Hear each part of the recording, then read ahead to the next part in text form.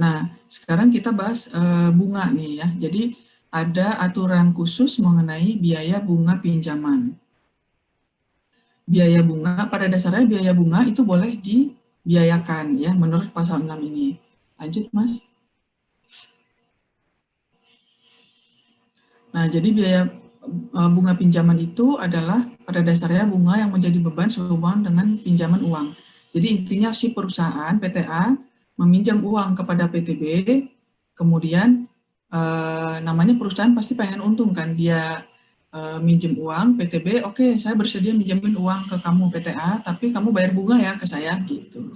Jadi ketika dikembalikan ke PTB, si PTA harus membayarkan sejumlah bunga. Nah, si biaya bunga ini itu boleh dibiayakan oleh PTA ya. Kecuali, nah ini ada kecualinya. Kecuali bunga pinjaman sehubungan dengan penghasilan yang telah dikenakan PPh final atau bukan objek. Jadi kalau pinjamannya itu di apa ya? Ada uang dipinjam, tapi kemudian untuk memperoleh penghasilan yang sifatnya final atau bukan objek, maka si biaya bunga ini tidak boleh dibiayakan. Si bunganya ini tidak boleh dibiayakan.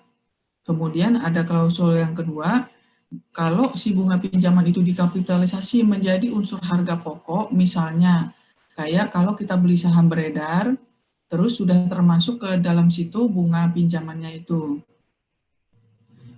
maka itu kita tidak boleh, si bunga pinjamannya tidak boleh dibiayakan. Kemudian misalnya kayak beli tanah, ada perusahaan real estate atau perusahaan yang memang usahanya itu jual beli tanah dan bangunan, kemudian untuk beli tanahnya itu dia pinjam gitu ya.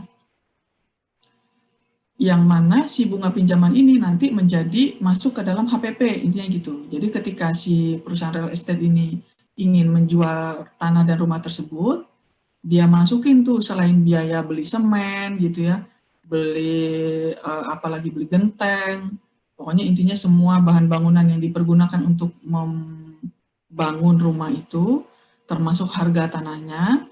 Nah terus dia masukin lagi karena ketika dia membangun itu si perusahaan ini minjem dari entah dari bank atau dari perusahaan lain, dan kemudian dia masukkan biaya bunga itu ke dalam harga pokok si rumah ini, maka biaya bunga tadi itu tidak boleh dibiayakan, intinya gitu ya.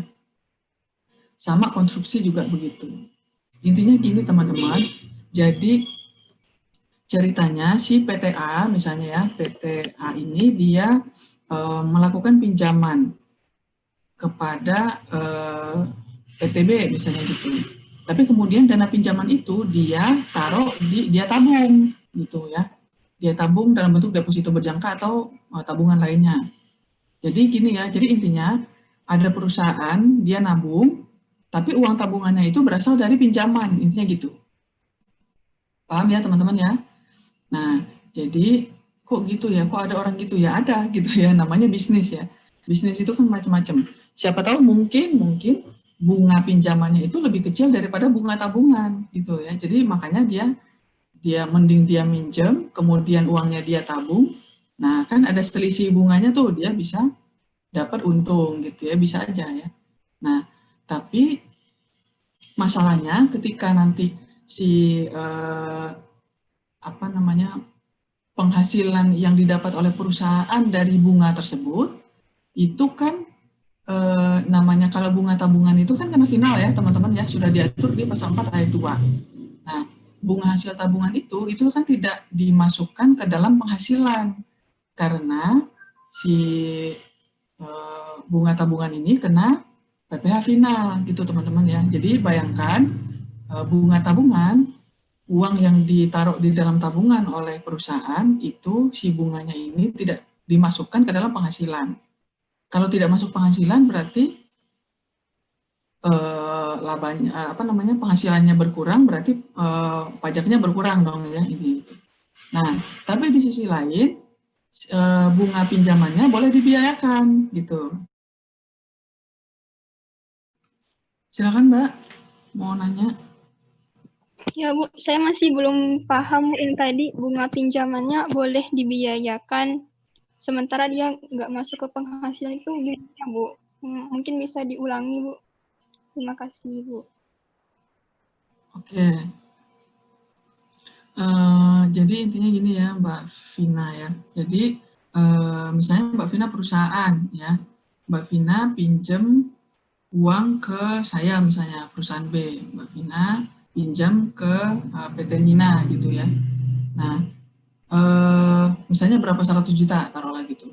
Nah, 100 juta yang dipinjam itu kemudian Mbak Vina taruh di tabungan uangnya ya. Jadi PT Vina pinjam ke PT Nina gitu, tapi kemudian uang pinjamannya itu ditaruh di tabungan atau di deposito misalnya gitu. Nah, secara perpajakan tadi bunga pinjaman kan boleh dibiayakan ya. Ketika saya minjemin ke Mbak Vina, itu kan Mbak Vina kan pasti harus mengembalikan uang tersebut ya, misalnya 100 juta, terus saya bilang boleh deh saya pinjemin uangnya kamu 100 juta. Tapi nanti dibalikin bunganya misalnya taruhlah 5% misalnya gitu ya. Jadi nanti terserah nih perjanjiannya apakah pengembaliannya sebulan tiap bulan atau nanti gelondongan atau gimana. Nah, kan nanti ada biaya bunga tuh 5%. Nah, bunga yang 5% itu boleh dibiayakan. Oke, sampai sini paham ya. Nah, tapi kemudian uang 100 juta tadi Mbak Vina taruh di deposito misalnya gitu ya. Nah, di deposito di bank Mandiri misalnya. Nah, bunga uang 100 juta yang ditaruh di Bank Mandiri tadi itu kan kalau namanya deposito atau tabungan, bunga tabungan atau bunga deposito itu kan secara perpajakan kena final ya. Sampai sini paham ya? Ya, Bu. Jadi bunga tabungan itu kena final, oke? Nah, karena dia kena final, seperti yang saya sudah jelaskan di awal tadi, kalau penghasilan yang dikenakan PPh final atau yang bukan objek, maka si penghasilan ini tidak kita masukkan ke dalam penghitungan PPh badan, gitu ya. Nah, jadi bunga tabungan ini tidak masuk ke penghitungan PPh, tapi di sisi lain, bunga pinjaman yang tadi Mbak Vina harus bayar ke saya, bunga pinjamannya, itu juga boleh dibiayakan. Nah, ya jadi ada kena 2 kali nih, biaya pinjamannya boleh dibiayakan, artinya mengurangi penghasilan secara global, ya. Jadi si biaya pinjamannya boleh dibiayakan, di sisi lain bunga tabungannya juga tidak masuk ke penghasilan karena sudah kena final tadi. Nah, jadi ada 2 kali nih, nggak kena pajak ini si bunga ini ya, si bunganya ini. Nah, makanya secara perpajakan kemudian diatur. Nah, jadi secara perpajakan di SE 04 tahun 95 ini Dijen Pajak menegaskan bahwa harus dibandingkan dulu antara rata-rata pinjaman sama rata-rata tabungan. Gitu. Nah, kalau rata-rata pinjamannya lebih besar daripada tabungan dalam setahun ya, maka bunga pinjamannya boleh dibebankan, tapi hanya sebesar selisihnya aja. Nah, tapi kalau bunga pinjamannya ternyata lebih kecil dari bunga tabungan, maka seluruh bunga pinjaman itu tidak boleh dibebankan. Contoh PT Final Destination mendapat pinjaman dari Bank Mandiri tingkat bunga 20%. Dari jumlah tersebut, ya ini ilustrasi aja ya, dari bulan Februari diambil 125 juta, Juni ambil lagi 25 juta, sisanya 50 juta diambil bulan Agustus.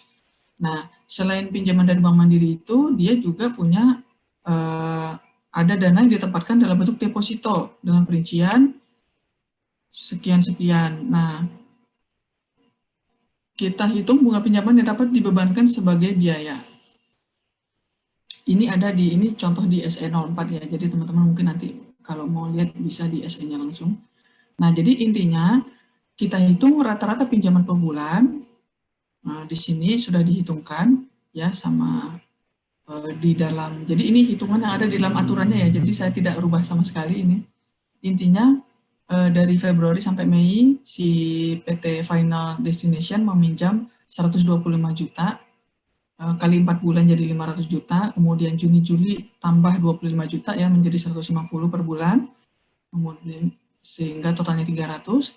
Agustus sampai Desember 5 bulan itu masing-masing 200 juta. Sehingga total pinjaman setahun adalah 1,8 M, yang kemudian kita bagi 12 sehingga rata-rata pinjaman per bulan adalah 150 juta. Nah, kemudian yang kedua kita hitung rata-rata deposito. Januari nggak ada, Februari Maret ada bunga depositonya 25 juta selama 2 bulan.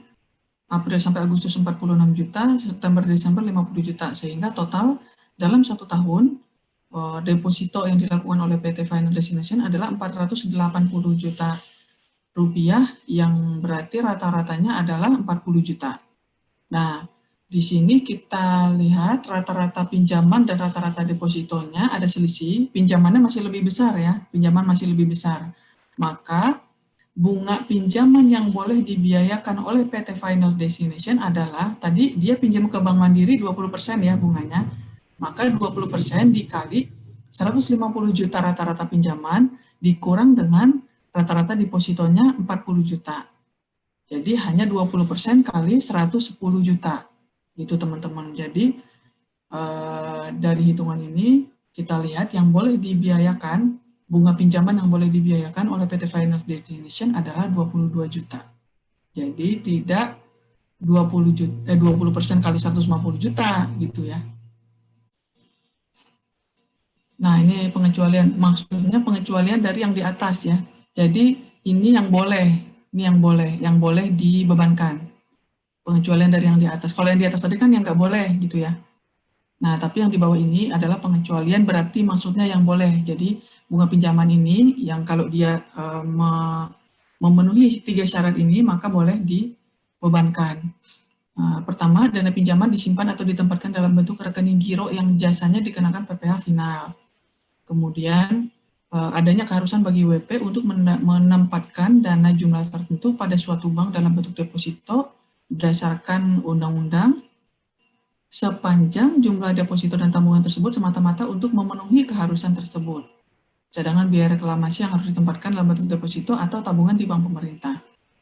Nah, kemudian yang ketiga, dapat dibuktikan bahwa penempatan deposito atau tabungan tersebut dananya berasal dari tambahan modal dan sisa laba setelah pajak.